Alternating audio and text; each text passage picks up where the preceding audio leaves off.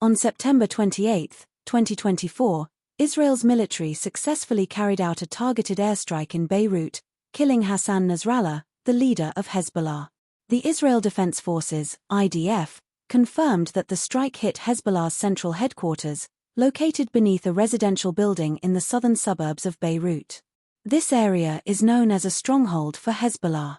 Nasrallah's death marks the end of his more than 30-year leadership of Hezbollah, a group widely considered one of the most powerful paramilitary organizations in the Middle East. Hezbollah confirmed his death, stating that Nasrallah had joined his fellow martyrs.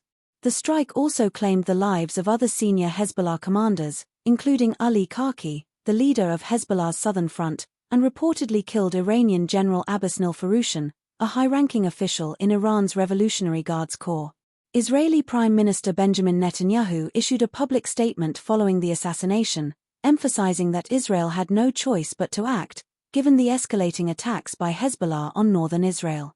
Netanyahu stated that Nasrallah's elimination was crucial to achieving Israel's military objectives and protecting its citizens.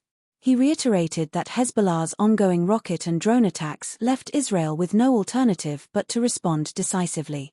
Lieutenant General Herzi Halevi, the chief of staff of the Israeli army, declared that Nasrallah's death was a clear signal to all enemies of Israel that the IDF would not hesitate to strike anyone who threatens the security of the country. The airstrike was part of a larger Israeli campaign aimed at weakening Hezbollah's military capabilities, which have grown significantly since the 2023 conflict with Hamas. The situation between Israel and Hezbollah has displaced over 200,000 Lebanese civilians, while tens of thousands of Israelis have fled their homes near the northern border. The humanitarian toll has been rising on both sides, and international bodies, including the United Nations, are closely monitoring the conflict. Nasrallah's assassination has left a leadership gap within Hezbollah.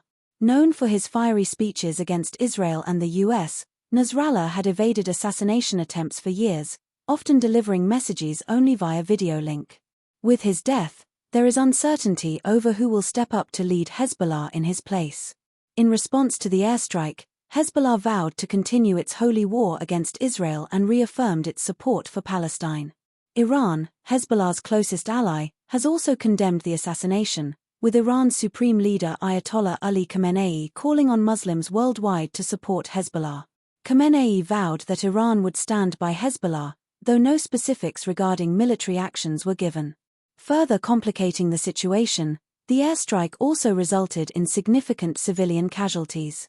Lebanese health officials have confirmed that at least 11 civilians were killed, and over 100 others were wounded. Rescue operations continue as authorities fear the death toll may rise, given the destruction caused by the bombing. The US has expressed support for Israel's right to self-defense, with President Joe Biden calling Nasrallah's death a measure of justice. However, the White House also stressed the importance of de-escalation and called for diplomatic efforts to reduce tensions in both Lebanon and Gaza. As the situation intensifies, Israel has deployed additional troops to its northern border and is considering a potential ground incursion into Lebanon to push Hezbollah forces further away. With Hezbollah vowing retaliation, the region remains on edge, and the risk of a broader conflict continues to grow. This event raises significant questions about the future of Hezbollah and the larger implications for regional stability. Will Nasrallah's death weaken Hezbollah or embolden the group to further retaliate? What role will Iran play in this escalating conflict? And what can the international community do to prevent this from spiraling into a larger war? We'd love to hear your thoughts on this critical development. Do you think Nasrallah's death will lead to more conflict or open a path to peace in the region?